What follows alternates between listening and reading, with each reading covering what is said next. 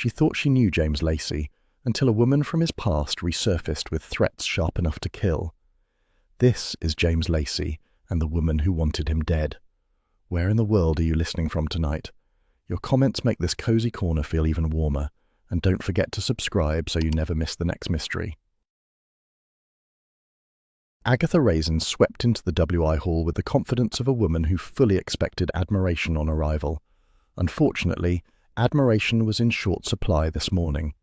The room was already packed, and every Castley woman seemed wrapped by a tall, elegant stranger standing at the front. Agatha paused, irritated. She disliked being upstaged before she even had her coat off. Doris Simpson hissed, "You're late, Mrs. Raisin," with the gleeful tone of someone delivering a birthday card filled with spiders.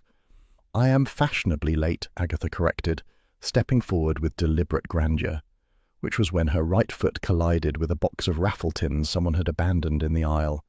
The tins clanged like surprised cymbals. Agatha pitched forward, arms flailing, and landed in a sprawl so undignified that even Hodge would have pitied her. Gasps circled the hall. A few giggles followed, then one unfortunate snort. Agatha sprang up at once, brushing herself off with furious precision. "I meant to do that," she declared, testing hall safety. Trip hazards everywhere. Someone could sue. The stranger at the front, slim, frost-eyed, beautifully put together, lifted an eyebrow. "Some people struggle with balance," she murmured, voice like chilled steel. Agatha longed to hurl the nearest Victoria sponge at her head. Mrs. Bloxby, ever kind, slipped to Agatha's side and whispered, "Are you all right, dear? We weren't expecting a demonstration." "I'm perfectly fine," Agatha snapped, though her knees throbbed. "Who is she, then?" "Dr. Serena Vale," Mrs. Bloxby said gently. "She's giving a talk this morning."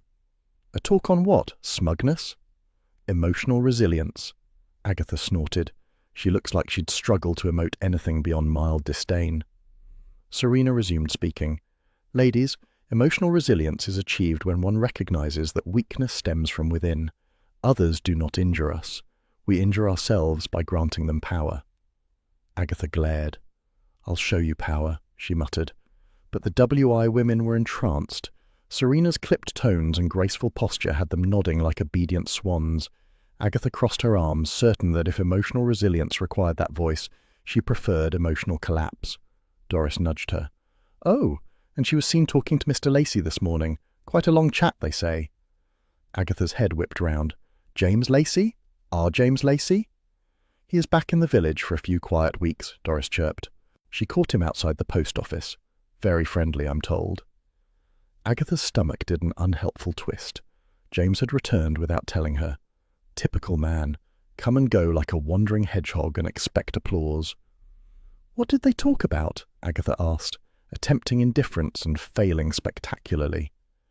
"No one heard, but she touched his arm," Doris said, eyes wide with relish. Agatha almost inhaled her own tongue. The talk ended with polite applause. Serena gracefully gathered her leather briefcase, but in her haste the clasp sprang open. Papers spilled across the table and floor. Agatha, being nearest, bent to help, partly out of instinct, partly out of nosiness, mostly the latter. A stark white page caught her eye. Handwritten. Sharp, slanted lettering. The message was brief but icy. "You ruined my life. Now I'll ruin yours." Before Agatha could read it again, Serena snatched it up. "Thank you," Serena said, tone clipped. "Just a patient with melodramatic tendencies." "A patient who writes threats?" Agatha asked sweetly. "Do many of them send revenge notes?" "It's nothing." Serena folded the page with force. "The world is full of unhappy people." "Yes," Agatha agreed. "Some of them even host resilience workshops." The WI murmured with delicious interest. A threatening note was far more exciting than Serena's lecture. Several women leaned in, ready for details. Serena, clearly annoyed, tucked everything away and left the hall in a swish of expensive fabric. Agatha straightened, pleased. Finally, something more interesting than bunting meetings. Mrs. Bloxby approached with her gentle, disapproving smile. "Agatha, dear, perhaps it's best not to pry." "I wasn't prying," Agatha said. "I was assisting. Community spirit." "Your spirit seems rather lively today." "It's called vigilance," Agatha replied. As the meeting dispersed, Agatha remained in the doorway, basking in the first glimmer of a potential mystery. Threatening notes, rumours of past dramas, and a villainous goddess with a frozen expression. Perfect. And if James was somehow tangled in this woman's glamour, Agatha would unravel it all with flair. She stepped outside, ready to march home triumphantly, but the triumph died at once. Down the lane, walking toward the vicarage, were two figures. Serena walked lightly, head tilted, laughing at something the man beside her had said. The man was unmistakable. Tall, quiet, maddeningly polite. James Lacey. Agatha froze. Her jealousy rose like steam from a kettle. She told herself she didn't care. She was a modern, self-sufficient woman. She solved murders. She ran her own business. She wore excellent heels. And yet here she stood, feeling about 12 years old and frightfully awkward. James paused mid-conversation, spotted her, and lifted a hand in greeting. Serena did not. She merely offered that same faint, superior smile. Agatha gave a stiff wave back, trying to look breezy and unconcerned. She suspected she looked like someone fending off a wasp. As Serena and James disappeared round the bend, Agatha set her jaw. If Serena thought she could sashay into Carsley, dazzle the WI, flirt with James, and sweep threatening notes under the rug, she was in for an education. Agatha Raisin did not enjoy rivals, nor did she enjoy mysteries she wasn't already solving. She marched home, muttering battle strategies. Hodge met her at the door, stretching across the threshold as if he owned the cottage, which in practice he did. He gazed at her with regal indifference. "Well?" Agatha demanded. "Don't look at me like that. She's not even that elegant. And I didn't trip. I tested the flooring." Hodge yawned elaborately. Agatha stepped over him, determined. "Fine. Laugh. But something is going on with that woman, and I intend to find out what." Hodge flicked his tail in mild agreement, or mild boredom. It was hard to tell. Agatha put the kettle on, watching it rumble toward the boil.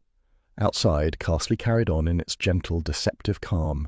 Somewhere in the village, she was certain, trouble had begun stirring, and if trouble was already brewing, she would be the one to taste it first. Hodge stretched again, unimpressed, and curled by the stove, the final domestic sigh on a morning that promised far more excitement than Bunting deserved. "Hodge, move," Agatha said sharply, though she knew full well he never moved for anything short of fire or sardines. He lay sprawled across her newspaper like a smug fur stole, tail flicking with the general air of a creature pleased to witness human suffering. Agatha snatched the newspaper from under him, and Hodge slithered sideways with a grunt of disdain. "I am not in the mood," she told him, dropping her handbag with unnecessary force. "That woman is insufferable. Serena Vale, honestly. The name alone sounds like a brand of overpriced soap." Hodge blinked his wide golden eyes, which Agatha interpreted as mockery. She lit a cigarette for steadiness, though the gesture gave her little comfort. Serena's elegant voice and cool manner had annoyed her, but James's interest had struck the deeper wound. He'd looked positively attentive as they walked together, which made Agatha want to march back to the WI Hall and start a formal investigation into Serena's authenticity as a human being. "She probably practices that laugh," Agatha muttered, pacing the kitchen. "Women like that always do. Some sort of rehearsed tinkle meant to suggest superior breeding." A knock at the door made her jump. She glared at the cigarette as if it had betrayed her by not warning her in advance. When she opened the door, Mrs. Bloxby stood there, holding a basket covered with a neat cloth. "I thought you might enjoy fresh scones," the vicar's wife said, to steady the nerves. "My nerves are perfectly fine," Agatha declared, grabbing the basket at once. Mrs. Bloxby's gentle smile conveyed disbelief. "I heard you had quite a morning." "Carsley hears everything," Agatha grumbled. Honestly, you'd think Serena Vale had arrived by golden chariot the way everyone stared at her. "She is rather striking," Mrs. Bloxby admitted, "though I wonder whether the impression she gives is entirely natural." Agatha perked up. "Meaning?" "Well, someone from Evesham mentioned she used to run a sort of exclusive retreat. Rather expensive, I believe. It ended badly, though no one seems certain why. One of those hush-hush matters." "A scandal?" Agatha demanded. "Why didn't anyone mention that earlier? People like to talk about scandal more than jam quality." "It may only be rumour," Mrs. Bloxby cautioned, "and I don't wish to encourage unkindness." Agatha waved that away. "Nonsense. Encouragement is unnecessary. I was born unkind. Mrs. Blocksby laughed softly. Oh, Agatha, you're only unkind when frightened. Frightened? I'm not frightened. What would frighten me? Agatha asked, though the image of James walking with Serena rose sharply in her mind. Mrs. Blocksby's expression remained calm and annoyingly perceptive. Perhaps the fear of losing someone's attention. Agatha's cheeks warmed. He can walk with whoever he likes. I don't care at all. Then, because Mrs. Blocksby continued to gaze at her with compassionate patience, she added, I care a bit. Mrs. Blocksby patted her arm. Whatever Serena's past may be, the important thing is not to leap to conclusions. You know I never leap, Agatha said, already leaping in her mind.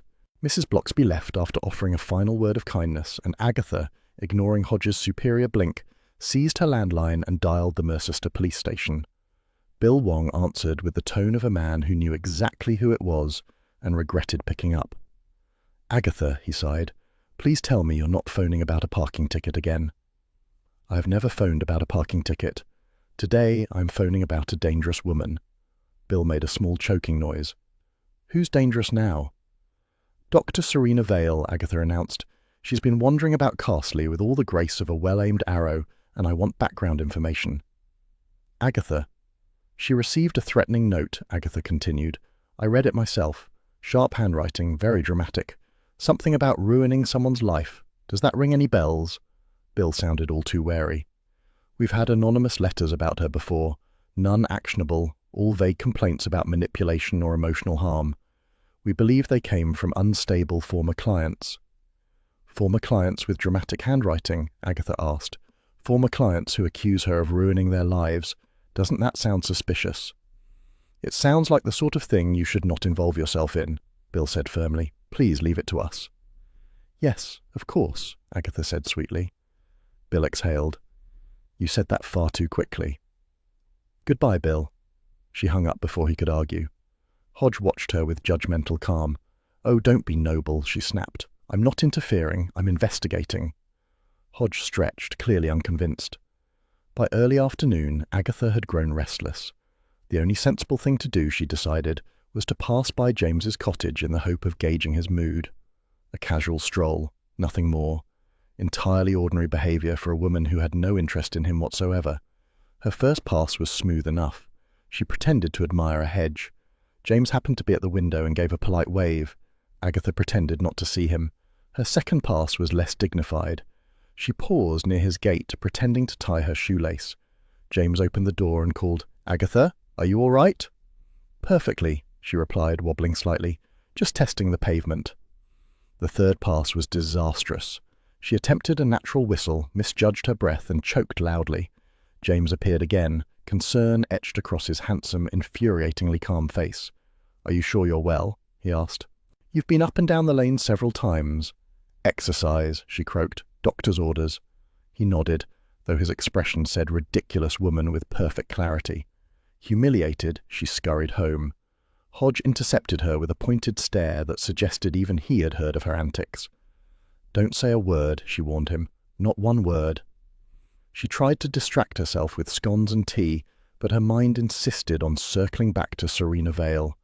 A retreat scandal, anonymous letters, a threatening note, and James caught in the orbit of a woman who seemed to glide rather than walk. Carsley's quiet evenings settled around her as she stared at her cold tea. She told herself she wasn't worried. Serena might have tricks, but Agatha had instincts. Sharp ones, honed on gossip and crime. She was not, absolutely not, going to obsess over James's safety or interest in some icy stranger. Still, she peered out the kitchen window with more vigilance than usual. The garden looked peaceful, the lane undisturbed. James's cottage, just visible between hedges, appeared equally calm. She told herself to relax. Nothing ever happened in Carsley without half the WI knowing first. But as night crept deeper, a shadow moved near James's garden gate. Not a fox, not a villager passing by. Something more deliberate. Someone paused there, watching the cottage with still, unsettling focus. Agatha leaned closer to the window, heart tightening. Something's starting, she whispered to Hodge. Hodge lifted his head, blinked slowly, and curled back into sleep, utterly unbothered. Agatha stared out at the dark silhouette near James's home and felt the first real shiver of danger, or, as she told herself, the first spark of a case worth solving.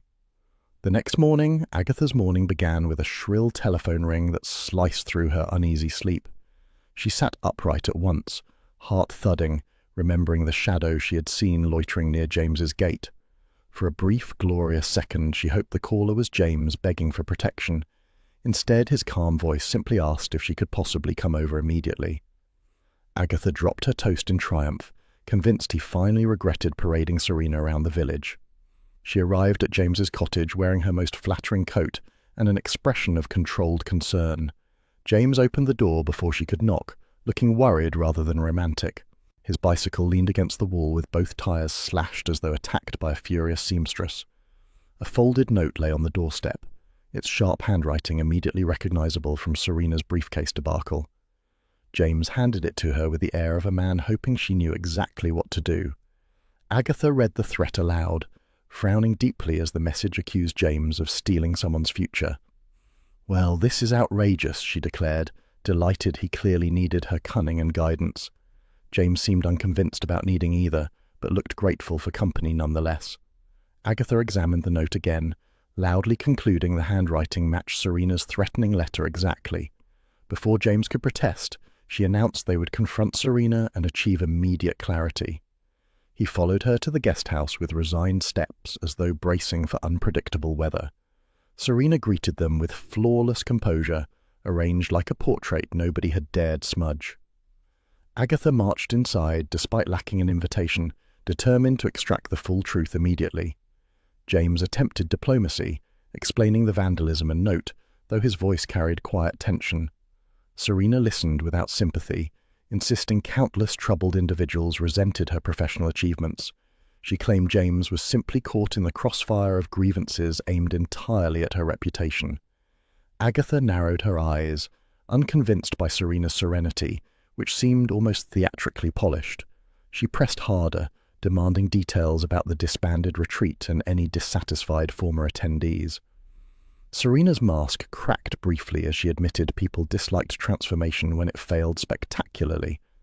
Agatha seized upon the phrase, convinced it concealed guilt, mismanagement, or something equally incriminating. James attempted to diffuse tension, though he appeared increasingly uneasy around both women. Serena ended the discussion briskly, dismissing them with a graceful gesture that enraged Agatha. Outside, Agatha grumbled fiercely, insisting Serena's arrogance indicated definite culpability in every direction. James thanked her for accompanying him, though he seemed unsure whether she had helped. She dismissed his uncertainty, already crafting theories linking Serena to every local misfortune imaginable. Mrs. Bloxby intercepted Agatha on her return, carrying letters and wearing her thoughtful expression. She hesitated before mentioning that a woman named Marianne Fold had vanished after attending Serena's retreat. Some villagers believed Marianne blamed Serena for destroying her marriage, finances, and sense of self. Mrs. Bloxby stressed caution but admitted the tale troubled her, particularly given recent events. Agatha thanked her, secretly thrilled by the deepening mystery, which now included possible disappearance. She hurried inside and examined both threatening notes, noting clear similarities in every stroke.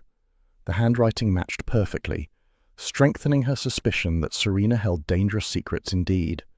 Agatha resolved to investigate thoroughly, ignoring the niggling fear that James might still admire Serena. James arrived unannounced, requesting her help examining footprints near his gate for further clues. Agatha felt triumphant, until she realized she was expected to crouch in damp grass. She complied with dignity, though her knees cracked loudly enough to alarm startled birds. James catalogued footprints carefully, while Agatha provided commentary involving accusations, motives, and stylish deductions. They found nothing definitive, though Agatha insisted several impressions resembled suspicious boot patterns. James suggested resting, but Agatha refused, certain that persistence would reveal vital truth soon. As evening settled, James invited her inside for tea, offering gratitude for her determined support. Agatha basked in the appreciation until the telephone rang, slicing through her triumph sharply. James answered, listening quietly before turning pale and announcing Serena Vale had been found dead. The news stunned them both, Despite Agatha's certainty, Serena encouraged trouble rather than suffered from it. Agatha felt a flicker of fear, realizing the threats had escalated further than she anticipated. She steadied herself by remembering mysteries always unravel eventually, often under her skilled supervision. James looked shaken, prompting Agatha to soften slightly and reassure him they would discover the truth.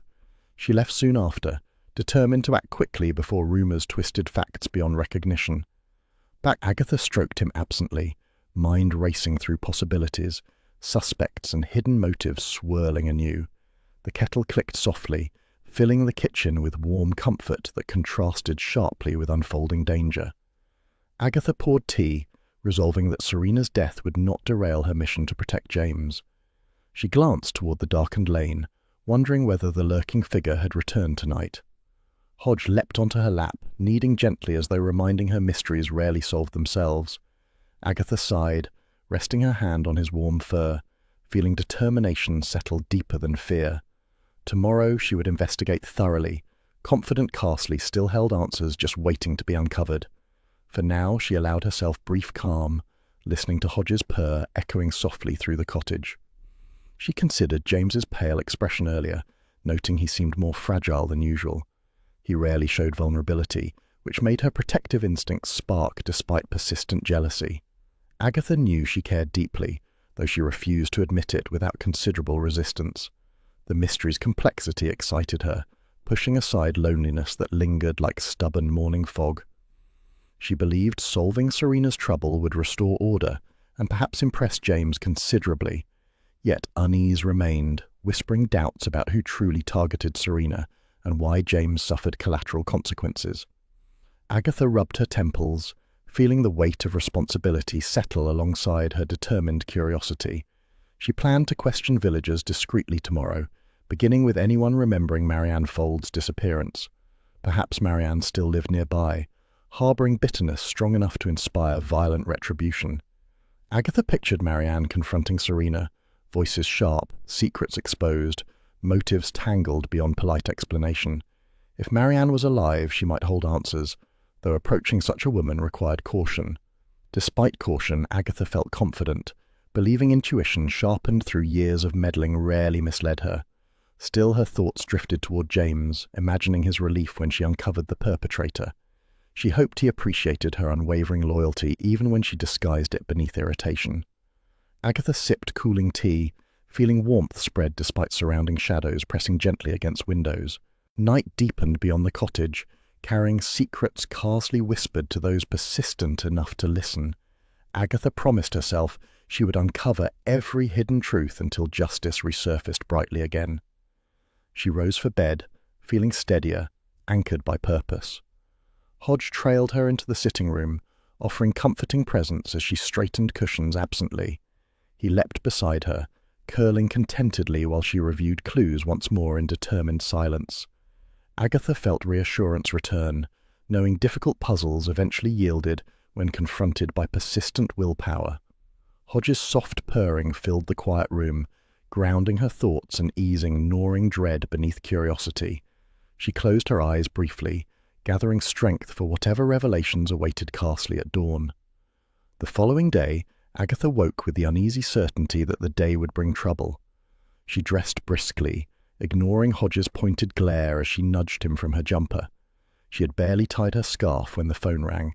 Bill Wong's weary voice delivered new information. Serena's body had been officially moved to Mercester, and the police now confirmed she had been pushed. "Agatha, please," Bill said, sounding already exhausted. "Don't get involved." "I wouldn't dream of it," she lied, snatching up her handbag before he'd finished speaking. Carsley buzzed with gossip before she reached the vicarage lane. Doris Simpson intercepted her like a determined sheepdog. "Terrible business, Mrs. Raisin. They say she was pushed clean off the towpath. Head injury. Very nasty."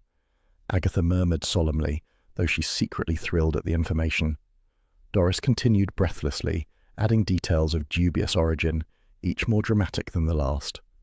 Agatha nodded, gently correcting the more ridiculous parts while mentally filing the plausible ones. If Serena had enemies, they'd surely surface through casual chit-chat long before police interviews. Outside the Red Lion, two men leaned on the wall discussing the tragedy with beer-fueled authority. One insisted Serena had been followed for days. The other argued she'd probably slipped during a power walk. Agatha rolled her eyes at both theories and continued toward the green. Mrs. Bloxby emerged from the vicarage, eyes soft with concern. "I heard Bill spoke with you. I do hope you'll be careful, Agatha." "I'm always careful," Agatha said, which made Mrs. Bloxby look heavenward. "Honestly, I only intend to gather a few facts."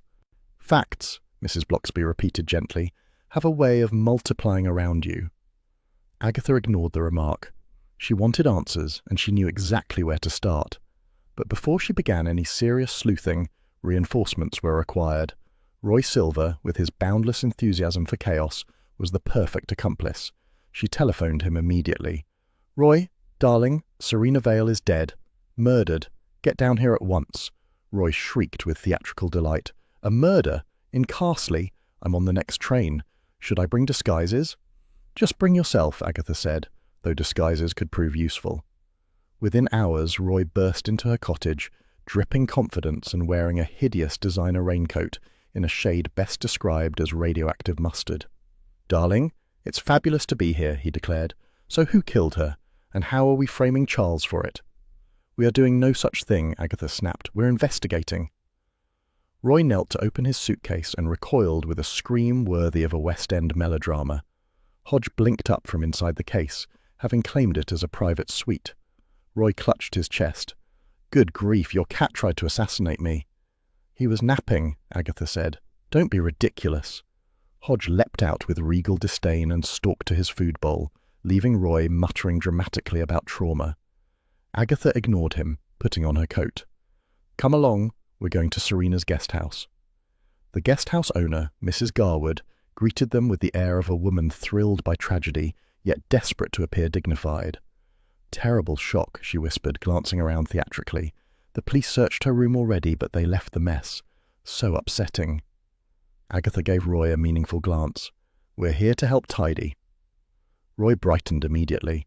"Ah, sleuthing disguised as housekeeping. Clever." They climbed the narrow staircase to Serena's room. The air held the faint scent of expensive perfume and colder ambitions. Papers were stacked neatly on the desk, as though Serena had prepared for departure. Agatha sifted through them with pointed care, ensuring Mrs. Garwood could not accuse her of rummaging, even though she absolutely was. Roy checked drawers with a decorator's eye for emotional residue. "All terribly clinical," he announced. "This woman didn't relax. Ever. Look at this wardrobe. It's a shrine to beige." Agatha found nothing unusual until she noticed a torn scrap of paper partially concealed beneath a folder. She tugged it free. It was a check stub, made out to initials MF.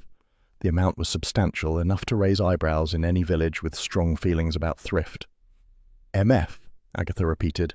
"Marianne Fold," Roy gasped. "Or Maurice Flaxby, the violinist who vanished from society after that scandal." "This is the Cotswolds, not Covent Garden," Agatha retorted. "It's probably Marianne." Roy leaned close. "Or a secret lover," he whispered dramatically. "Don't dismiss romance." Agatha snorted. "Serena didn't strike me as the type for candlelit rendezvous, more the type to schedule emotional breakthroughs between Pilates sessions." Still, the check stub was significant. Agatha pocketed its details mentally and continued searching. She then discovered a small notebook containing Serena's travel plans. Her eyes widened. She booked a one-way train ticket to Scotland, leaving in 2 days. One-way, Roy. "So she wasn't planning a holiday," Roy observed. "She was bolting." "Exactly," Agatha murmured. "Someone frightened her badly." Mrs. Garwood appeared in the doorway. "Everything all right?" "Perfectly," Agatha said, closing the notebook. "You've been very helpful." Back outside, Roy clutched her arm. "Darling, this is glorious. Murder, scandal, initials on mysterious checks. Shall we interrogate the villagers next?" "Not yet," Agatha replied. "First we find Bill." They located him near the police car parked by the green. Bill's expression hovered between fatigue and dread, especially when he spotted Agatha and Roy marching toward him with unwarranted purpose. "Oh no," Bill muttered. "Agatha, please." "We're only here to support your investigation," Agatha said sweetly, "and contribute a few observations." Bill pinched the bridge of his nose. "What observations?" Agatha described the check stub and the planned Scottish escape, watching his brow furrow despite his attempts to appear unaffected. Roy chimed in about Serena's cold wardrobe and colour palette, though Bill decided these were not yet relevant clues. "Agatha," Bill said gently, "I know you mean well, but please don't complicate." "She was scared," Agatha cut in, "scared enough to run. And she paid someone with initials MF. Something is brewing, Bill." Roy nodded solemnly. "And not just tea." Bill exhaled heavily. "Fine. Tell me anything else you find, but don't interfere." Agatha promised again, another lie she delivered with perfect sincerity. As they headed back toward her cottage, Roy babbled excitedly about motives, suspects, and the possibility that Serena had been involved in underground self-help cults. Agatha ignored him, too busy assembling her own theory. Marianne Fold remained her strongest lead. If Marianne had resurfaced, desperate for closure or vengeance, anything was possible. Back at the cottage, Hodge glared at Roy as though personally insulted by his presence. Roy lifted his suitcase from the floor and hissed, "Don't you dare, cat." Hodge swished his tail and leapt onto Agatha's chair, claiming victory. Agatha prepared tea, ignoring Roy's dramatic recounting of his near-death experience by feline. Her mind returned to Serena's travel plans. One-way tickets meant desperation. Something had driven the polished doctor toward an exit strategy. Something, or someone. Roy leaned across the table. "Do you think James was involved?" Agatha bristled. "Absolutely not." Roy raised a teasing eyebrow. "Darling, you're biased." "I am not biased," Agatha insisted. "I'm factual. James is incapable of murder." Roy shrugged but looked unconvinced. Late afternoon shadows stretched across the lane as Agatha escorted Roy outside for a walk, before gossiping grew stale. They hadn't gone more than 20 paces when Bill approached quietly, hands deep in his coat pockets. His expression was unreadable. "Agatha," he said, "I didn't mention this earlier because the evidence is thin, but someone reported seeing James walking near the canal around the time of Serena's death." Agatha felt her breath snag. Bill continued gently.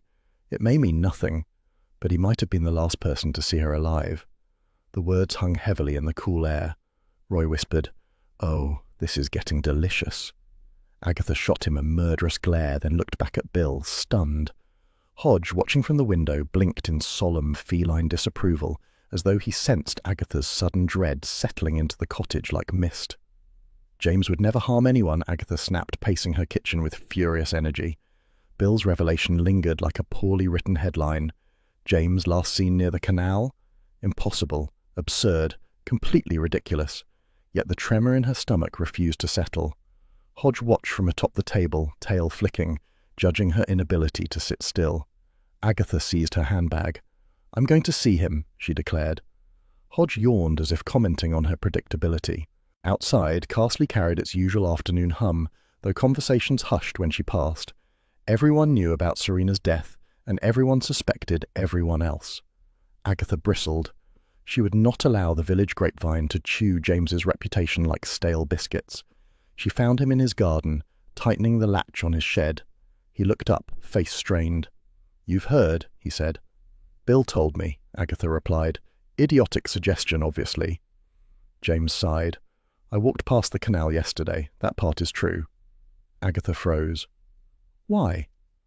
"I wanted fresh air," he said. "And I needed to think. Serena confronted me the day before." Agatha stepped closer. "Confronted you how?" James rubbed the back of his neck, uncomfortable. "She said I'd ruined her life, that I'd given someone a damaging reference about her retreat years ago.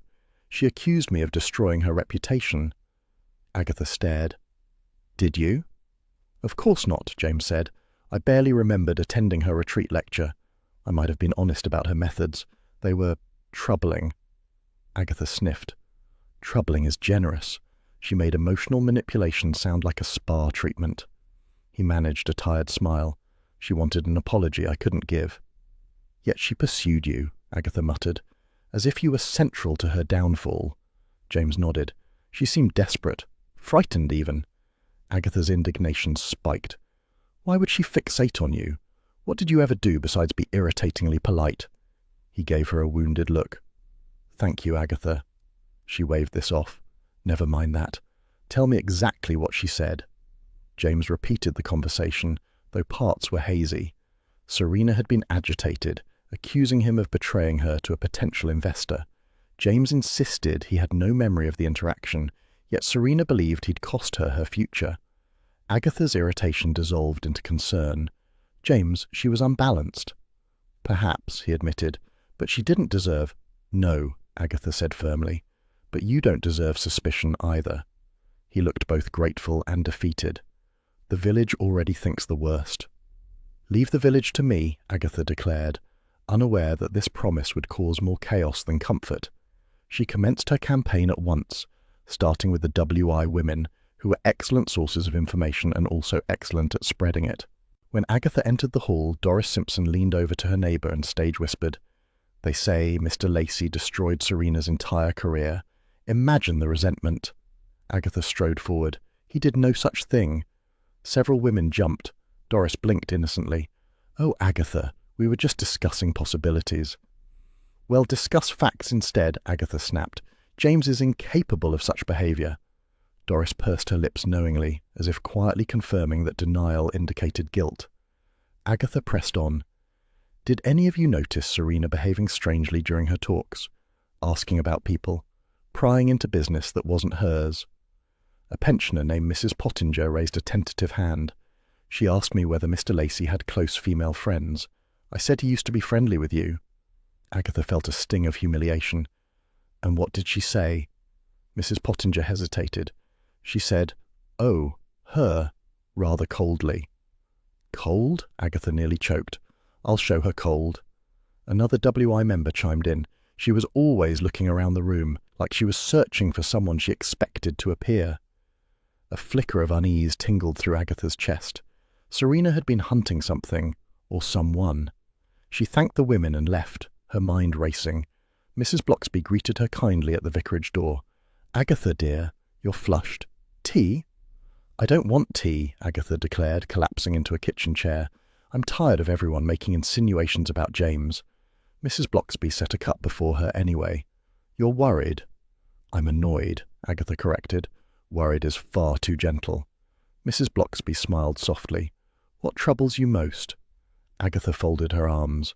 Serena asked people about James's personal life, as if she saw romance as a threat. Mrs. Bloxby tilted her head. Perhaps she feared losing something connected to him. Agatha frowned. What could she possibly lose? She barely knew him. Yet she accused him of harming her retreat. Old resentment often festers. Agatha sipped the tea despite insisting she didn't want it. Bill suggested the killer may have meant to frighten Serena, not kill her. Mrs. Bloxby nodded. "It's possible. Fear escalates quickly when tempers fray." Agatha considered this. A frightened person could have pushed Serena in panic. It did not require malice, only desperation. But who would have confronted her? Someone with history. Someone afraid she was about to expose something. "Mrs. Bloxby," Agatha said slowly, "do you remember anyone who argued with Serena? Anyone who seemed distressed?" Mrs. Bloxby tapped her chin. "Mrs. Kenner from the WI mentioned seeing Serena in a heated exchange with a woman near the vicarage 2 days ago." Agatha straightened. "Who?" "She didn't recognize her," Mrs. Bloxby said. "Only that she seemed upset." A clue. A real one. Agatha felt the spark ignite. She finished her tea with renewed determination. "Thank you, Mrs. Bloxby. I must go." Mrs. Bloxby gave her a gentle departing smile. "Do be careful. You tend to run at full speed into emotional storms." "I prefer to call it efficiency," Agatha huffed. By early evening, gossip had spread like ivy. The rumour had morphed into a robust narrative in which James had single-handedly destroyed Serena's career, forcing her into exile until she returned for revenge. Agatha stormed into the Red Lion to correct this nonsense, only to find half the pub already deep in animated speculation. "He ruined her business, apparently," someone muttered. "He crushed her emotionally," added another. "She was terrified of him," declared a third. Agatha slammed her handbag onto the bar. "That is absolute rubbish." Every head turned. She continued, voice rising with righteous fury. "James Lacey is a gentleman. He wouldn't sabotage anyone's career. Serena was unstable and dramatic and made enemies everywhere she went. Leave James alone." Silence fell. A few patrons blinked in mild alarm. Then a quiet voice behind her said, Agatha, I appreciate the support, but perhaps don't shout about my supposed innocence in a pub. Agatha closed her eyes, slowly turned, and found James standing directly behind her. Her cheeks burned. I was merely correcting misinformation. I gathered, James said dryly. Several amused regulars raised their pints. Doris smirked over her sherry. Agatha muttered something unintelligible and fled outside, James following with a weary sigh. Agatha, he said gently, you don't need to defend me so fiercely. I'm not defending you, she insisted. I'm defending accuracy. James smiled faintly. You care. I care about justice, she said, and maybe a little about you. He blinked, surprised. She immediately regretted the honesty. Before he could respond, a villager hurried up. Mrs. Raisin, a fax came for you at the cottage from Mercester. Looked urgent. Agatha frowned. Who would fax her? Back home. Hodge sat regally beside the fax machine as if guarding national secrets. A single sheet lay on the tray. Agatha lifted it. A missing person notice. Black and white photograph. Name, Marianne Fold. The woman connected to Serena's ruined retreat. The woman some believed had vanished out of heartbreak, others out of rage. Beneath the faded image was a note. Is this who you're looking for? Agatha felt the room tilt slightly. James watched her, tense. What is it? Agatha stared at the photograph. James, I think this is the woman who argued with Serena. His face tightened. Then she's alive? Possibly, Agatha whispered. And if she resurfaced, she looked at the photograph again, chilled despite the warm glow of her cottage lamp. Then everything we think we know is wrong. Hodge rose, stretched luxuriously, and pressed against her leg, grounding her with a soft, unimpressed purr. A mystery deepened, and Agatha Raisin felt the pull of it like a hook. Marianne Fold, Agatha whispered, staring at the fax as though it might speak back. The faded photograph showed a thin, tense woman with hollow eyes and tightly pressed lips, a woman who had once attended Serena's retreat and then disappeared. James shifted beside her. Agatha, what does this mean? It means, she said briskly, that Serena Vale wasn't merely disliked, she was feared, and this woman may have blamed her enough to take revenge. James frowned. But why me? Why the threats? Agatha folded the fax carefully. We're going to Mercester. Should I come? He asked. No, you'll distract me, she said, a little too honestly. Before he could protest, Roy Silver burst into the room like a startled flamingo. Have I missed anything? I brought pastries in case we need carbohydrate-fueled brainstorming. Agatha thrust the fax at him. Roy gasped so dramatically Hodge leapt from the armchair in disgust. Oh, Agatha, she looks like someone who reads gloomily by candlelight, Roy declared. Positively tragic. She's missing, Agatha said, or hiding, and the police might know more. Roy clasped his hands. Mercester adventure. Shall I wear my undercover coat? You don't own anything undercover, Agatha muttered. The drive to Mercester soothed none of Agatha's nerves. Roy hummed tunelessly, occasionally offering deeply unhelpful theories involving cults, hypnotists, and abandoned Scottish castles. Agatha gripped the steering wheel. Roy, do shut up.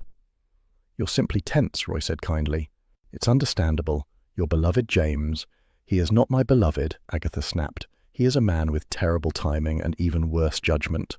Roy grinned. Exactly. When they arrived at the Mercester police station, Bill Wong was waiting for them in the lobby with the expression of a man braced for chaos. Oh no, he said. Agatha, please don't touch anything today. I never touch anything, she lied. We're here to help. Bill shut his eyes. You want Marianne Fold's file? Agatha nodded triumphantly. You knew I'd ask. I feared it, Bill said. He led them through a side door into a cramped archive room that smelled of dust and past mistakes. You get 20 minutes, he said. Do not wander. Do not remove anything. Do not... We know, Bill, Roy said soothingly. We're practically professionals. Bill groaned. Agatha opened the first file and scanned pages rapidly. Look here, she murmured. Marianne attended Serena's retreat 3 years ago. She left abruptly halfway through the program. Roy pointed to a note. Her husband accused Serena of exploiting emotionally vulnerable women. Agatha nodded. And look at this complaint letter Marianne wrote before disappearing. She lifted it closer. The handwriting curled sharply across the page, elegant but forceful with distinctive angles. She felt her pulse quicken. "This is the same handwriting," Agatha breathed, "on Serena's threatening note and on James's." Roy leaned in, eyes wide. "Agatha, darling, Marianne Fold is alive." "And in or near Carsley," Agatha said. "Somewhere Serena feared she'd find her." Bill looked miserable. "Do not start hunting a missing woman, Agatha."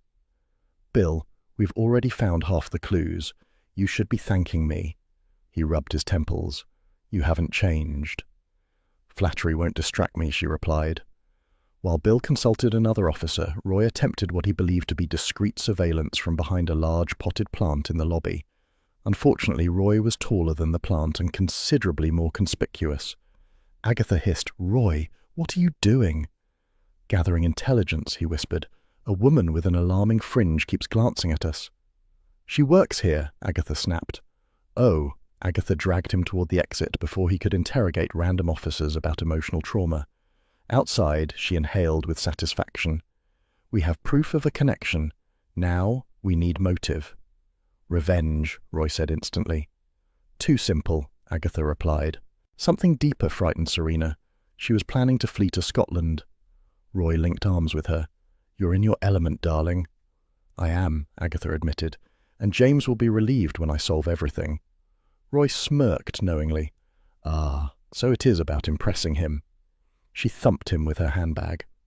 By the time they returned to Carsley, afternoon light softened the village lanes. Agatha felt the familiar thrill of puzzle pieces aligning. She needed one last strand. Village gossip. Doris Simpson stood outside the shop, clutching a bag of onions like evidence.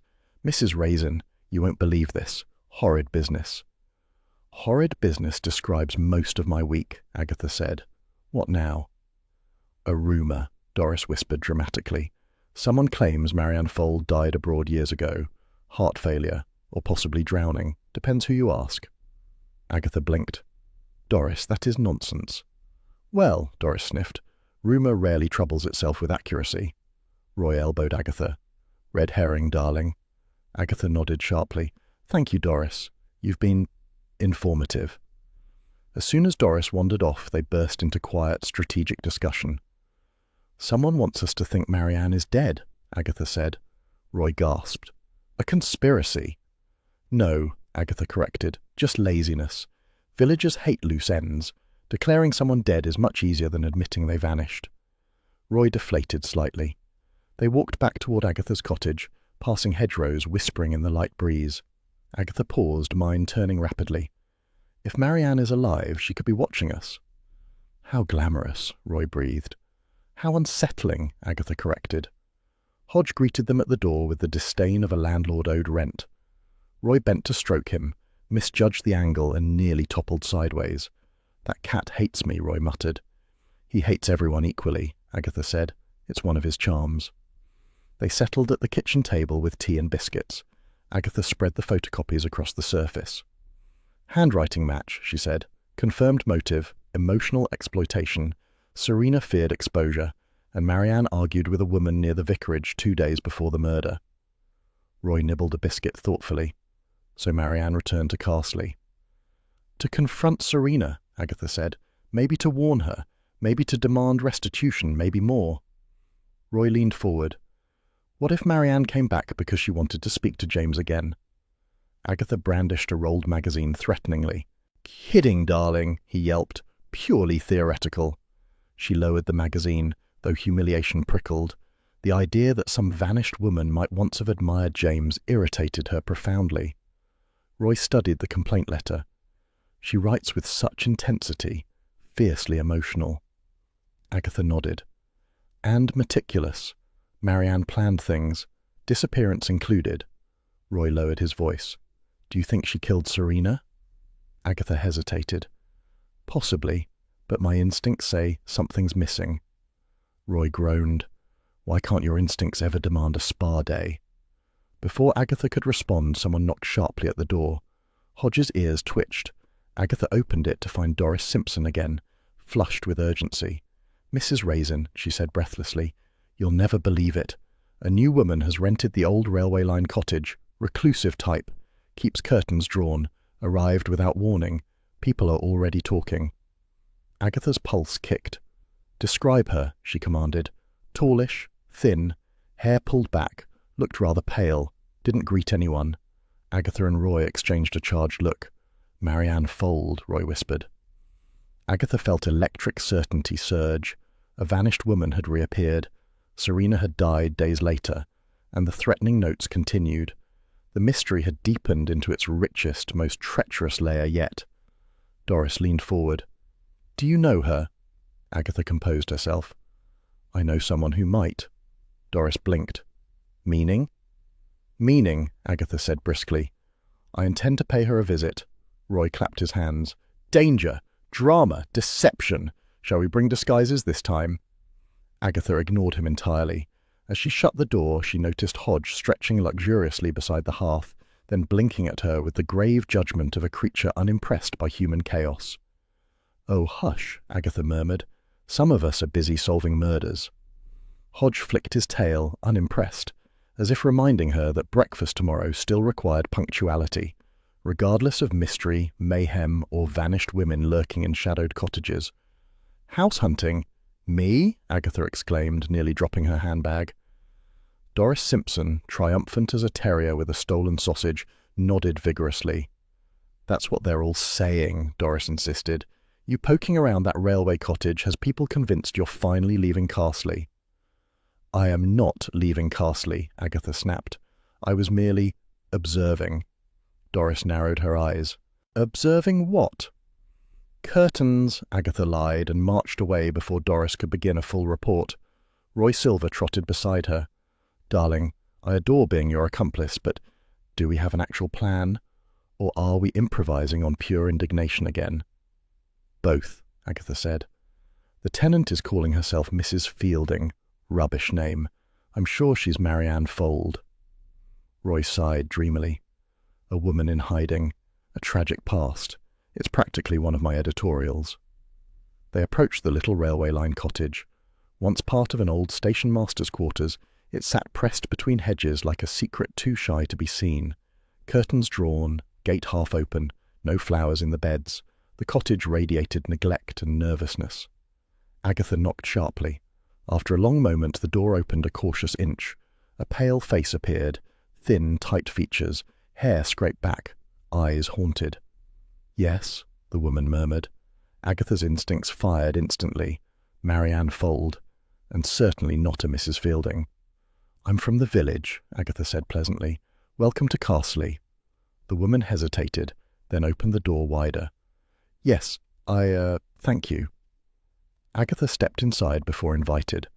Roy followed with exaggerated delicacy as though entering a mausoleum. The interior was sparse. One chair, a small table, a stack of library books on emotional conditioning, manipulation, psychological retreats. A kettle, hardly used. No photographs. No sign of comfort. Agatha walked slowly, absorbing every detail. Settling in? Trying, the woman said. Her voice trembled. It's quiet here, Roy whispered. Too quiet, earning a jab from Agatha's elbow.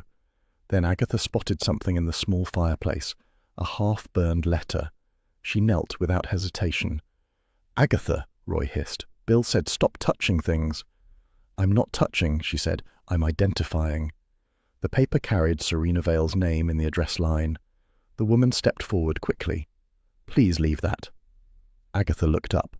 Why would you try to burn correspondence from Serena? The woman's arms wrapped around her torso defensively.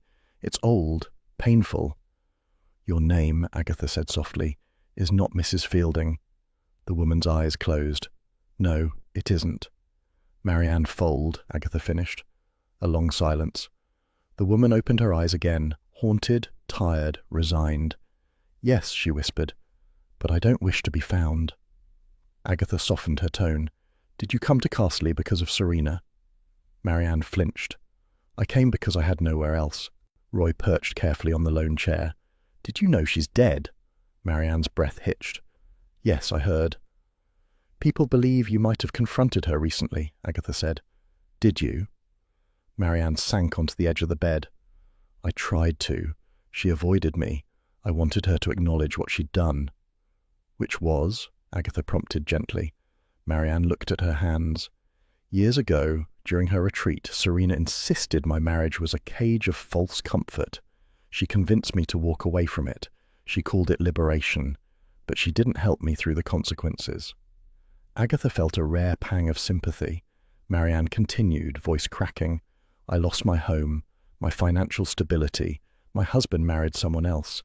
Serena told me I'd thank her someday. Her fists tightened. I never did. And you wanted revenge, Agatha said. Marianne looked up sharply. I wanted honesty, accountability. She destroyed people under the guise of healing them. Roy nodded solemnly. Very on brand for her. But I did not kill her, Marianne insisted. I swear it. Agatha studied her face. Marianne looked fragile, frightened but not murderous. Still, desperation could twist a person's courage. Where were you the night of her death? Agatha asked. At a grocer's in Evesham. Marianne reached into a drawer and produced a crumpled receipt. I bought food. The cashier remembers me. I spoke with her. That's a solid alibi, Roy piped. Agatha nodded slowly. A clear clue. Marianne Fold was not at the canal. But the tension in the cottage remained thick, as if something unsaid floated in the air. Marianne, Agatha said gently, why did you burn the letter? Because, Marianne whispered, I wanted to stop remembering her voice. Agatha absorbed that. Pain, not guilt, motivated Marianne's secrecy. A knock sounded at the door. All three froze. Marianne looked terrified. Agatha opened it to find Mrs. Bloxby standing serenely, basket in hand. Oh, good, Mrs. Bloxby smiled. I thought I might find you here. Marianne exhaled shakily, sensing a safer presence. Mrs. Bloxby entered, placed the basket on the table and eased herself into a calm, comforting posture. You must be tired of running, she said softly. Tears welled in Marianne's eyes. I am. Would you like to talk? Mrs. Bloxby offered, voice warm as tea in winter. Agatha watched as Marianne seemed to melt under the kindness. Mrs. Bloxby had a gift, one Agatha lacked entirely. Slowly, Marianne began to speak again, this time unburdening the full truth. Serena encouraged us to sever toxic ties, Marianne said. But she treated vulnerability like currency. She wanted followers. She made us dependent. When I broke down, she said my weakness was resistance. She shuddered. I wrote letters, complaints. She ignored them. Agatha shared a glance with Roy, the same handwriting that had threatened Serena and James. Marianne, Agatha said carefully, why involve James Lacey? Marianne blinked. James? He received threatening notes in the same handwriting, Agatha explained. Serena accused him of damaging her reputation. Marianne looked genuinely startled. I never wrote to James. I wrote only to her. Did Serena ever mention him to you? Agatha pressed. Marianne hesitated. Only once. She complained that someone James once knew had spoken ill of her early methods. Agatha leaned in. Someone James once knew? Marianne nodded. A former colleague, I think. A woman.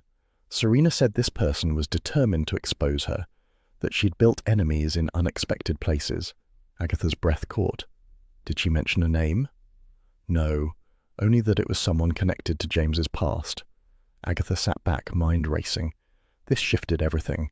Serena might have had another enemy entirely, one not in police files, one not tied to the retreat collapse. Mrs. Bloxby rose, placed a gentle hand on Marianne's shoulder. You are not responsible for Serena's death. Marianne shook her head tearfully. I only wanted her to stop hurting people. Agatha studied her one last time. This woman lacked the spark of violence. She held trauma, yes, but not the steel to kill. Thank you, Agatha said softly. You've helped more than you know. Marianne nodded, exhausted. Outside, Roy linked arms with Agatha again. Well, that was emotional. You owe me pastries. Later, Agatha murmured, thoughts swirling. Mrs. Bloxby stepped beside her. She told you the truth, Agatha. I know, Agatha said, but she's pointed us to someone new. Someone James once knew, Mrs. Bloxby said. Exactly. Agatha exhaled sharply. Serena collected grudges like recipes. This one might be the most dangerous. Mrs. Bloxby smiled sympathetically. Your work is far from done. It never is, Agatha sighed. They reached her cottage. The warm interior glow spilled onto the path like a small reassurance. Inside, Hodge lounged on the armchair as though napping through the world's turmoil. Agatha sat beside him. He opened one eye, unimpressed by her dramatic entrance. "Oh, hush," she muttered, stroking his back. "We've uncovered a vanished woman, a burned letter, and a new suspect. You could at least purr." Hodge closed his eye again, utterly indifferent. Agatha leaned back, mind humming with dangerous possibilities. Someone James once knew, someone Serena feared, someone still out there. The mystery was tightening, and Agatha Raisin felt the thrill sharpen deliciously. "Eleanor Ridley," Agatha repeated, pacing her cottage kitchen as if wearing grooves into the tiles. "A woman Serena manipulated, who just happens to have a husband James once served with, and James wrote a letter that helped collapse Serena's retreat. Honestly, how many secrets can one irritatingly modest man accumulate?" Roy Silver lounged at the table, nibbling a croissant. "Plenty, darling. Repressed army types always have emotional luggage. It's why they stare broodily into sunsets." "He doesn't stare broodily," Agatha snapped. "He's thoughtful." Roy smirked. "Thoughtful is just brooding without the lighting." Before she could respond, Hodge leapt onto the counter and knocked over her notepad with deliberate malice. Agatha scooped him up. "Stop interfering. Some of us are trying to unravel a murder." Hodge blinked lazily, unrepentant. Agatha set him down and grabbed her handbag. "Come on, Roy. We're going to Moulton-in-Marsh." Roy perked up immediately. "Ooh, antique shops and emotional scandals. My favourite combination." The drive was brisk, the hedgerows flashing by like green punctuation marks. Agatha's mind ran faster than the car. Serena manipulating vulnerable women, James inadvertently triggering legal complaints, Eleanor suffering a public breakdown. It all reeked of long-buried resentment, polished into something sharp. Eleanor Ridley lived in a neat semi-detached on a quiet lane, a tidy garden, freshly swept step, the home of someone eager to present normality. Agatha knocked. A poised woman opened the door, not beautiful but composed. Her silver-streaked hair was tightly pinned. Her smile was courteous but guarded. "Yes?" "Eleanor Ridley?" Agatha asked. The woman nodded. "Can I help you?" "I'm Agatha Raisin from Carsley. This is Roy Silver." Roy waved extravagantly. "Hello. Love your curtains." Eleanor blinked. "Thank you." Agatha pushed gently. "We'd appreciate a word. It's about Serena Vale." Something flickered across Eleanor's face. Not shock. Recognition tinged with wariness. She stepped aside. The interior was immaculate. Everything colour-coordinated. Delicate teacups arranged on a shelf like fragile witnesses.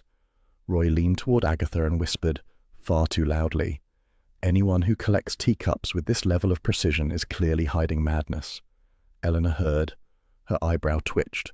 Agatha elbowed him hard. "Pay no attention. He was dropped on his head by London." Roy mouthed "rude" and began inspecting coasters. Eleanor poured tea with graceful movements, but her voice held tension. "What has Serena done now?" "She's dead," Agatha said, watching closely. Eleanor froze mid-pour. The stream of tea wobbled, then steadied. "I see," she said quietly, "though I suppose I shouldn't be surprised." Agatha leaned forward. "You confronted her once." It wasn't a question. Eleanor sat opposite them, hands clasped neatly. "Yes, years ago, after the retreat fiasco." "She encouraged you to cut ties with everyone," Roy said, folding his hands dramatically.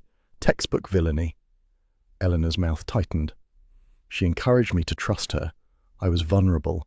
My husband was deployed. My confidence was in tatters. Serena promised clarity and empowerment." A harsh laugh escaped. "Instead, she dismantled my stability. Publicly. I had a breakdown in the middle of a retreat exercise. She said it proved I had shed my former self." Agatha tutted. She always did like theatrics. Eleanor nodded. "When I left, I told my husband everything. James wrote to him expressing concern. That letter became part of the complaint that shut Serena down." "So Serena blamed you," Agatha said. "And James," Eleanor added. "Once she sent me a letter saying forgiveness was the only cure for resentment. I never replied." Agatha sipped her tea, observing Eleanor's face. Calm, controlled, diplomatic.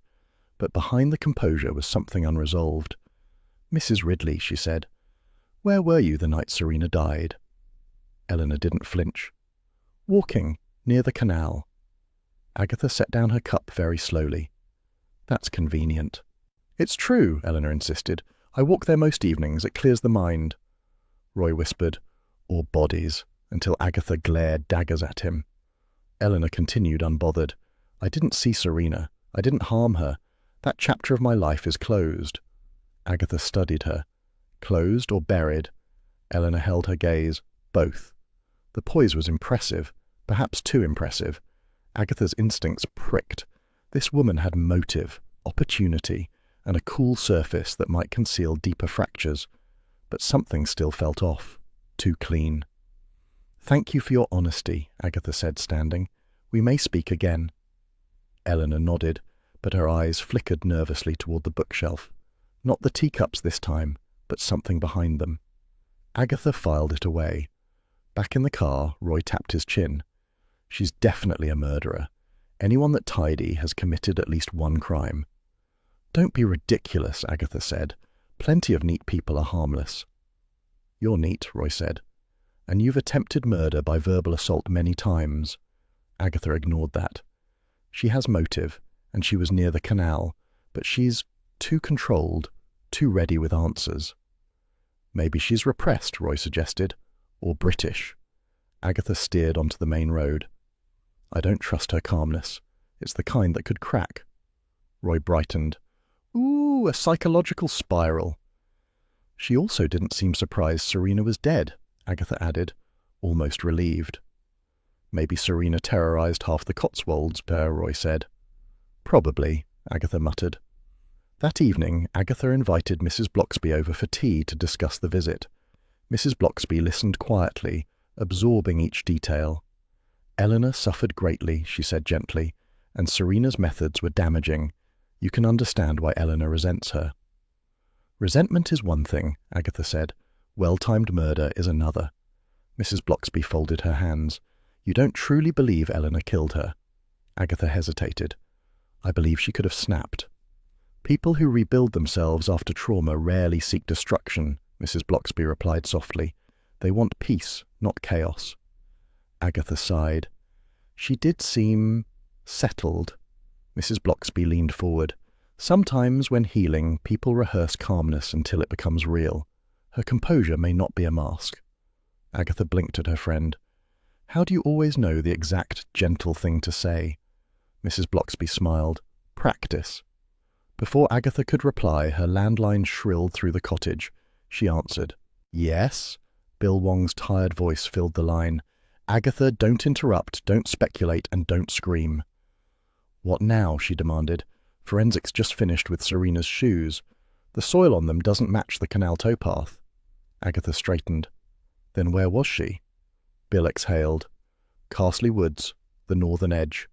Agatha's pulse kicked. "But she was found at the canal." "Meaning she was moved," Bill said. "And whoever moved her didn't want us knowing where she actually died." Agatha felt a cold, thrilling clarity settle over her. Someone local. Someone who knew the woods. Someone with reason to hide the true location. She thanked Bill and hung up slowly. Mrs. Bloxby watched her with that calm, perceptive gaze. "Something new?" "Something huge," Agatha murmured. "Serena wasn't killed at the canal. She was killed here, near us." Roy gasped. "A Carsley killer? How deliciously unsettling." "Roy, this is murder, not an episode of Inspector Morse," Agatha snapped, though she couldn't deny her heart fluttered with the dark excitement of revelation. Mrs. Bloxby stood and touched Agatha's arm. "You'll be careful?" "I am always careful," Agatha declared. Roy snorted softly. Agatha shot him a look. "Mostly careful." Mrs. Bloxby smiled and gathered her things. "If you need a listening ear, you know where to find me." Agatha nodded, warmed by her friend's steady presence. After the door closed, the cottage settled into its familiar evening quiet. Shadows shifted on the wallpaper. The kettle clicked softly as it cooled. Hodge padded into the room, tail held high, and hopped onto Agatha's lap without invitation. He eyed her sternly, as though evaluating her next 5 decisions. Agatha stroked his warm fur. "Well, Hodge, someone killed Serena in our woods, and it wasn't Marianne. and I'm not convinced it was Eleanor. Hodge blinked, unimpressed. Agatha sighed. Fine, you're right. It's probably far worse than I imagine. Hodge tucked his paws and closed his eyes, a silent reminder that while mysteries might twist and turn, cats would always remain supremely indifferent. Agatha leaned back, determination igniting. Someone local had murdered Serena Vale, someone clever, someone with a connection to James, and Agatha Raisin intended to flush them out, claws sharpened, ego dented, vanity intact. Honestly, must we bring him? Agatha demanded as she marched toward the edge of Castley Woods. Bill Wong followed patiently. James trudged behind them, wearing the long-suffering expression of a man dragged into emotional quicksand against his will. Yes, Bill said calmly. You insisted on coming. James insisted on coming because you insisted, and I insisted because, well, it's you. Agatha sniffed. We're searching for clues. It's hardly unreasonable. James stepped around a bramble. Agatha, I came to help, but must we interrogate the shrubbery? We are not interrogating shrubs, Agatha retorted. We're observing forensic possibilities. James muttered. That's what I was afraid of. Bill rubbed his temples. Just stay alert. These woods may hold the real crime scene.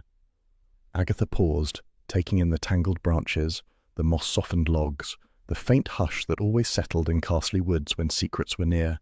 She felt a thrill, the kind she hated admitting but never resisted. Spread out, she instructed. Not too far, and shout if you find anything suspicious. James sighed dramatically. Everything seems suspicious when you're around, Agatha.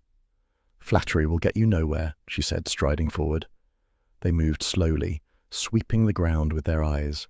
Agatha felt alive, focus sharp, heartbeat quick. The woods smelled of damp bark and old stories, a place where truth could hide under leaves, waiting for someone stubborn enough to uncover it.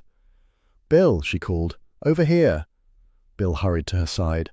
James followed reluctantly. Agatha pointed at the forest floor near a fallen ash tree. Disturbed earth. Bill crouched. Someone dug here recently, or dragged something. James paled. Dragged? Agatha nodded with relish. Bodies are often dragged. Less effort. James swallowed. Agatha, please refrain from cheerful murder commentary. But she wasn't listening anymore, because above the disturbed soil, snared high in a low branch, something fluttered faintly. Agatha reached up. Hold my arm. James steadied her. Reluctantly, she suspected, as she plucked the scrap free. Red, silky, torn. Bill inhaled sharply. Serena's scarf. Agatha's eyes gleamed. So she did struggle here. James rubbed his jaw, troubled. If she struggled, someone overpowered her, then moved her body later. Exactly, Agatha said. The killer wanted the canal to appear as the scene, but he or she didn't anticipate forensics finding the soil on Serena's shoes. Bill scanned the clearing. This area could hold traces. We must tread carefully. Agatha ignored him and marched forward. Agatha, Bill groaned, you're treading carelessly.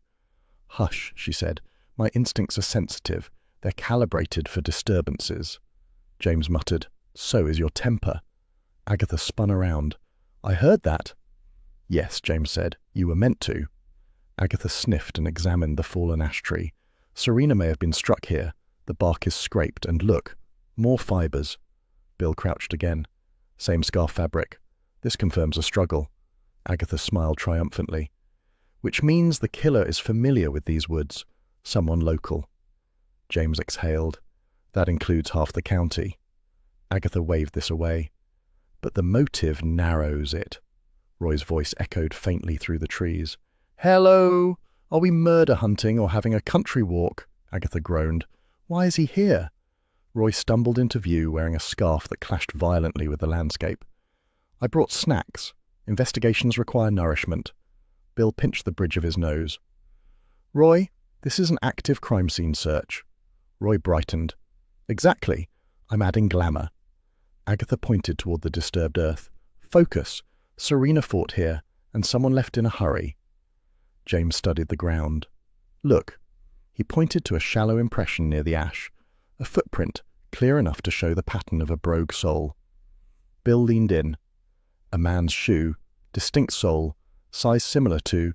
He hesitated. James looked stricken. Don't say it. Bill sighed. James, your brogues have similar souls. Agatha froze. You've got to be joking. James raised his hands helplessly. I didn't kill Serena, and I did not come through these woods that night. Roy clapped a hand to his chest. A twist, our noble James undone by footwear. Shut up, Roy, Agatha snapped. James's face tightened with old pain. This again. First Serena blamed me for destroying her career. Then villagers muttered. Now footprints? Agatha stepped closer. James, I don't believe you did anything. His eyes softened faintly. You don't? She bristled. Of course not. You're too emotionally constipated to kill someone. James blinked. That is strangely comforting. Bill glanced between them. Let's not rule out accidents. Agatha scoffed. Serena Vale didn't trip onto her own head. Roy held out an apple tart. Snack of justice?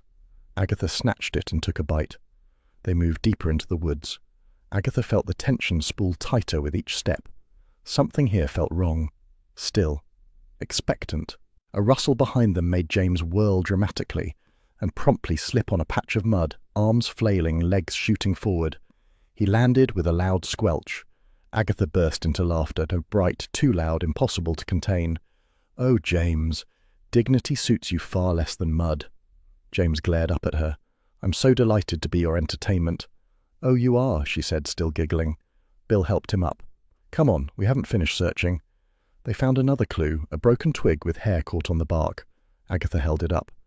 Someone tore their head against this. Not Serena. Wrong colour. Bill bagged it. Could be the attacker. Agatha nodded.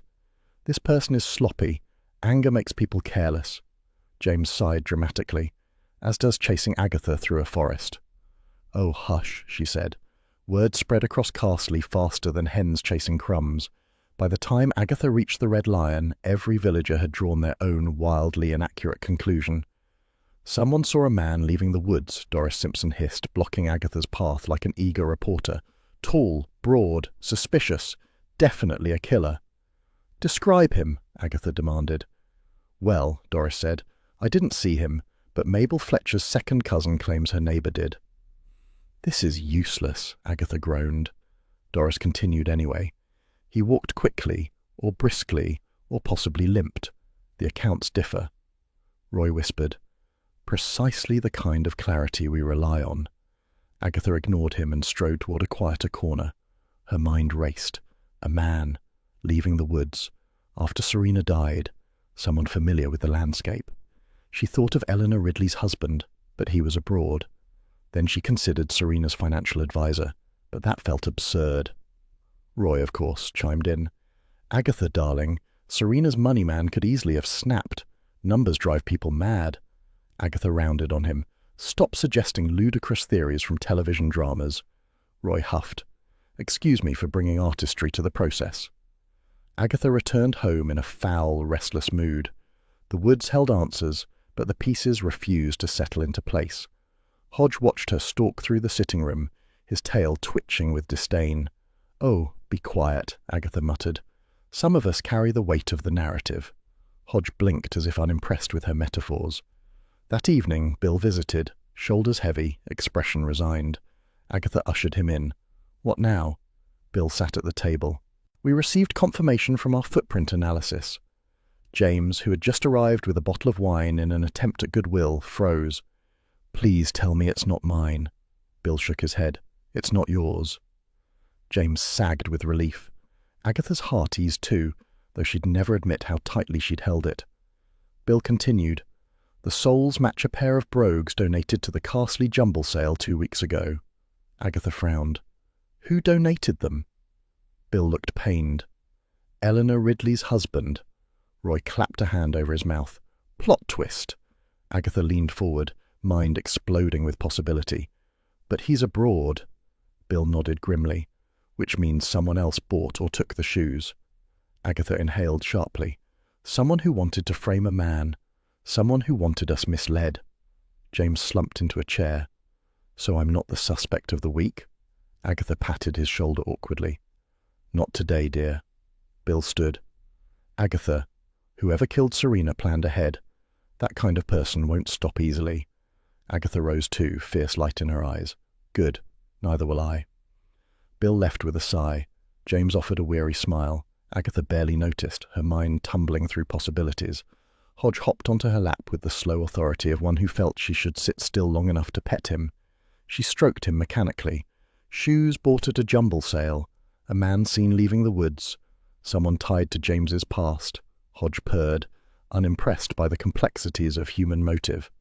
Agatha felt the threads converging. A killer walked among them, and the woods had whispered truth, but not loudly enough. Yet. Roy burst into Agatha's kitchen, waving a tea towel like a distress flag. "Doris says the murderer bought shoes," he announced. "Second-hand shoes, probably with foot fungus. Imagine committing homicide and having fungal problems." Agatha snatched the towel away. "Stop flapping. What murderer? Which shoes? Use proper nouns, Roy." "The shoes from the WI jumble sale," Roy said, plopping into a chair as if exhausted by vocabulary. "Doris swears only 3 men bought footwear. One was a tourist looking for gardening boots. One was Major Waverley, who needed indoor slippers because his wife refuses to share her carpet sweeper. And the third—" "Spit it out!" "Colin Dobbs," Roy whispered dramatically, the timid accountant with the soggy handshake. Agatha stiffened. She remembered Dobbs, polite, dithering, apologizing for breathing too loudly. Why on earth would he need brogues? "He told Doris he had a funeral," Roy said, "and wanted something sensible, which frankly is the dullest reason to buy shoes I've ever heard." Agatha felt a cold spark of certainty. Timid men hid earthquakes beneath the surface, and Dobbs had always watched people with the wary stillness of someone overly accustomed to hurt. She banged the kettle onto the hob. "We're going to the village hall." Roy blinked. "Now? But the jumble sale isn't until next month." "All the better," Agatha declared. "He'll be sorting donations. Accountants like organized misery." Roy shuddered but followed. The Carsley village hall smelled of old wood, lavender polish, and the faint despair of past amateur dramatics. Boxes were piled on trestle tables. Wool sweaters, chipped crockery, and a worrying number of ashtrays overflowed from cardboard lids. At the far end, Colin Dobbs knelt beside a crate marked men's wear. He was sorting ties by shade with grim devotion, a man who found comfort in neatness. Agatha marched forward. "Mr. Dobbs, a word." Dobbs flinched. "Oh, Mrs. Raisin, you startled me. And Mr. Silver. Are you volunteering to help?" "Hardly," Roy said. "I'm emotionally allergic to dust." Agatha leaned in, voice clipped. "You bought brogues from the jumble sale." Dobbs blinked rapidly. "Well, yes, I mentioned the funeral." "And you wore them," Agatha cut in. "Or someone did, very recently, in the Carsley woods." Dobbs' throat bobbed. His carefully arranged ties slipped from his hands. I don't understand." "Oh, you—" He remained silent, allowing her to continue. Agatha softened her tone. "Mr. Dobbs, we know Serena Vale harmed people. You can tell us what she did to you." Something in Dobbs cracked. His shoulders shook. He pressed both hands to his face. "It wasn't me she ruined," he choked. "It was my sister." Bill spoke gently. "Go on, Colin." Dobbs' voice trembled. "My sister Harriet was delicate. She joined Serena's retreat 2 years ago, thinking it would help her regain confidence after a divorce. Instead, Serena isolated her, claimed dependence was freedom from obligation. Serena said family ties were poison. She pushed Harriet to cut all of us off." Agatha felt her heart pinch. She knew too well how loneliness bred vulnerability. Dobbs swallowed. When Harriet's savings ran out, Serena refused to release her from the retreat's programs, called it a spiritual contract. Harriet broke down. She never recovered. I tried suing Serena. She threatened counterclaims, said Harriet was unstable. His voice crumpled. "My sister died last year. Not by her own hand. Just worn away." Agatha sat beside him. Serena destroyed her. He nodded miserably. "I thought I'd made peace with it. But when Serena arrived in Carsley, flaunting herself as if she'd never harmed anyone, I snapped. I just wanted her to admit what she'd done, to apologize, to acknowledge my sister mattered." Bill stepped closer. "Tell us about the woods, Colin." Dobbs stared at the floor. "I saw her walk in. I followed. She recognized me and laughed, said Harriet had been pathetic and that I should thank her for weeding out weak branches." his hands clenched. I pushed her. I swear I didn't mean to hurt her. She stumbled, hit her head on the fallen ash. I panicked. Roy whimpered into a pile of knitted scarves. Dobbs continued, broken. I dragged her body to the canal, thought if people believed she'd been attacked by a stranger, they wouldn't look further. Agatha closed her eyes. It was the confession she knew was coming, and yet it pinched something soft in her. "Colin, why buy the shoes?" "I didn't want my own prints found," he whispered, but I panicked again and donated them back. I thought no one would notice. Agatha exchanged a loaded glance with Bill. Bill sighed. "Colin Dobbs, I must take you into custody." Dobbs bowed his head. "I understand." And when Bill guided him gently toward the hall door, Roy suddenly toppled sideways in a dramatic faint, falling straight into a box of woolens. Agatha groaned. "Roy, for heaven's sake, get up." Roy emerged, wrapped in 2 knitted scarves and a crocheted tea cosy. "It was the emotion," he wailed. "Heightened drama overwhelms my artistic senses." Bill paused mid-exit. "You're fine, Roy." Agatha tugged the tea cosy off Roy's head. "Pull yourself together." But as Dobbs was led away, she felt the ache settle in. Not triumph, something quieter, sadder. Serena Vale had hurt so many, left wreckage behind. Dobbs had not been evil. He'd been cornered by grief, shame, and Serena's cruelty. Agatha exhaled. "Well, it's over." Roy fluttered dramatically. "But is it? Because if James is now free of suspicion, you know what that means." Agatha stiffened. "What does that mean?" "That he'll be surrounded by swooning women," Roy declared. "Women who think brooding ex-military types are irresistible, like moths to a very tall, emotionally unavailable flame." Agatha tried not to bristle. Ridiculous. But the thought sprouted quickly, annoyingly. Now that James was innocent again, would he drift back toward women like Serena? Glamorous, manipulative, elegant in the way Agatha simultaneously admired and despised. She gathered her handbag with unnecessary force. "Come on, Roy, let's go home." They stepped out into the bright, ghastly afternoon. Villagers milled about, gossiping as always, though less frantic now that the truth had begun to settle. As they walked, Agatha's thoughts spiraled. James had stood by her through the investigation, sometimes grumpy, sometimes maddening, but steady. He'd trusted her instinct, even when it led them through mud and chaos. But he'd also retreated whenever things drifted toward intimacy. She scowled.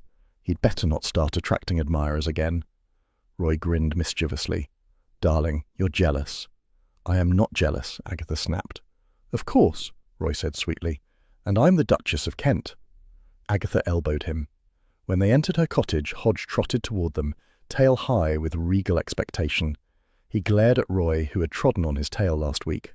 Roy shrank behind Agatha. "He remembers." "Cats always do," Agatha muttered, scooping Hodge into her arms. Hodge purred smugly, kneading her sleeve. Agatha set him gently on the sofa. The kettle hissed on the hob, its soft rising steam filling the kitchen with homely sound. She sank into her chair, letting the warmth settle. Roy flopped into the armchair opposite her. "So, now that the murderer's caught, are you going to tell James you were worried about him?" Agatha snorted. "Don't be absurd." Roy smirked. "You were worried. I saw the way you leapt to defend him, like a lioness with excellent hair." Agatha ignored him, focusing instead on Hodge. The cat stretched luxuriously, settling with the serene arrogance of someone who assumed mysteries should revolve around him. The kettle finally boiled with a sigh. Agatha whispered, almost to herself, "Let's hope James stays out of trouble, and out of reach of manipulative women." Roy grinned. "You mean women who aren't you?" Agatha threw a cushion at him. Hodge flicked his tail, unimpressed by human complications.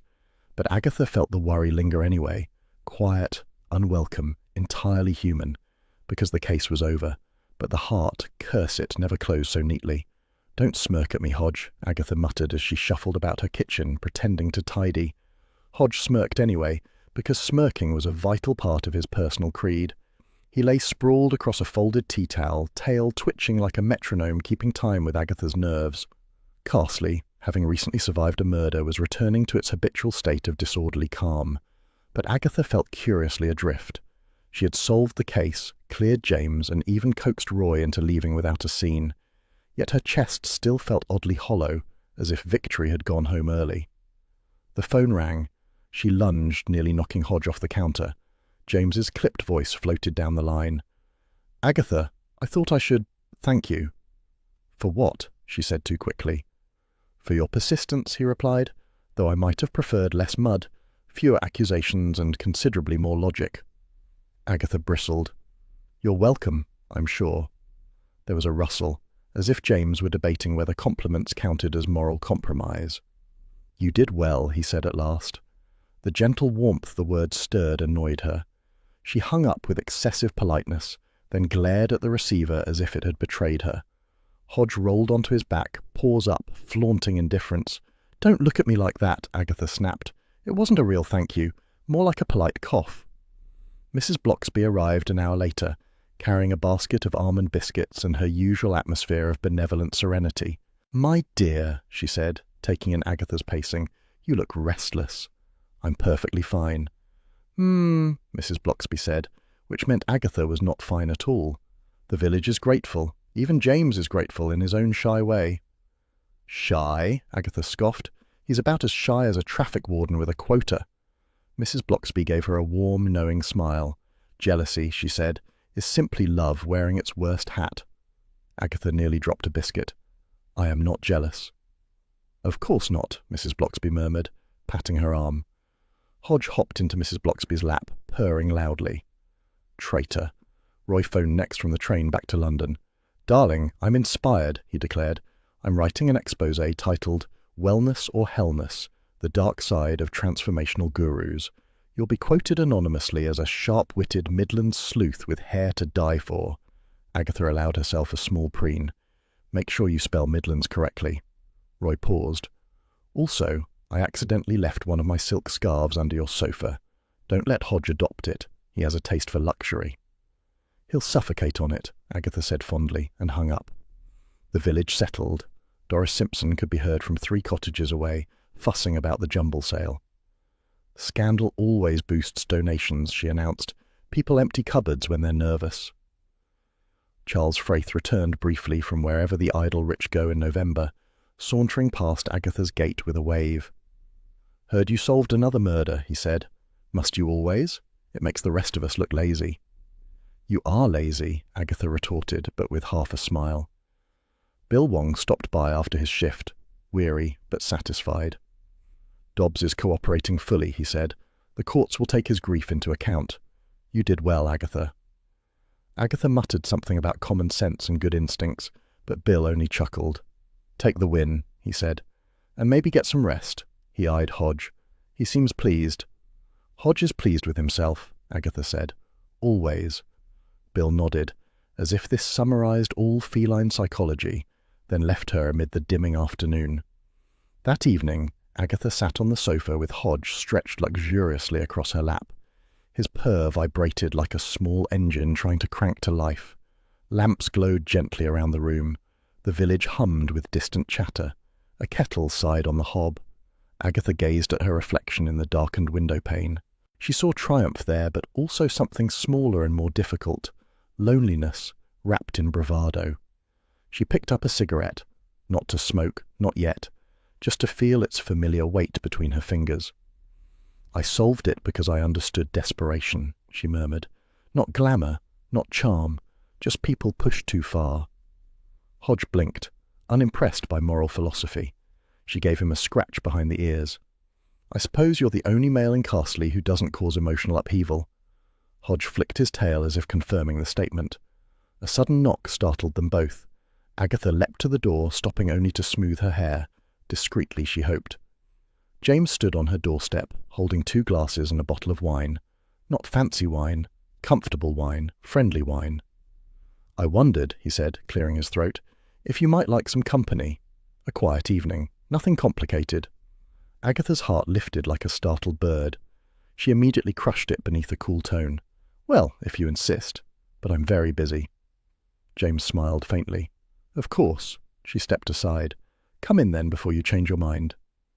James entered with his customary composed grace, placing the glasses on the table. Hodge stalked over to inspect him, tail high with interrogation-level scrutiny. James crouched to greet him. "Evening, Hodge?" Hodge allowed a single approving blink, then returned to his sofa throne. Agatha forced nonchalance. "He tolerates very few people, you know."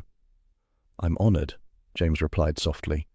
They settled into chairs opposite one another, glasses filled. For a moment neither spoke. Then James said, "You were brave and clever and relentless. I'm not sure Carsley deserves you." Agatha swallowed. "Well, they've got me anyway." He laughed, a low, warm laugh she rarely heard from him. Something inside her uncurled a little. They talked about nothing and everything. Roy's melodrama, Mrs. Bloxby's wisdom, Doris's obsessive categorizing of jumble items, the peculiar comfort of a village that pretended to dislike scandal but adored dissecting it. At one point, James refilled her glass. Their hands brushed. Agatha pretended she didn't notice. James pretended equally. The room softened. The lamps glowed like small suns. Hodge stretched, yawned loudly, and flicked his tail with the air of a chaperone growing bored. Agatha exhaled, the tension easing from her shoulders. "Carsley looks peaceful tonight." James nodded. "For now." "There'll be another scandal," Agatha said. "There always is." "And you'll solve it," he replied. She allowed herself a smug smile. "Naturally." Hodge climbed into her lap again, claiming his rightful position. His purr rumbled through the quiet room. Agatha stroked him, warmth spreading through her chest. She allowed a rare, private thought. Maybe I'm not as alone as I think. Outside, Carsley glowed in warm lamplight, innocent, nosy, and already ripe for the next catastrophe. Inside, Agatha Raisin sat with wine, companionship, and a cat who tolerated just enough sentiment to keep her honest. And for tonight, that was enough.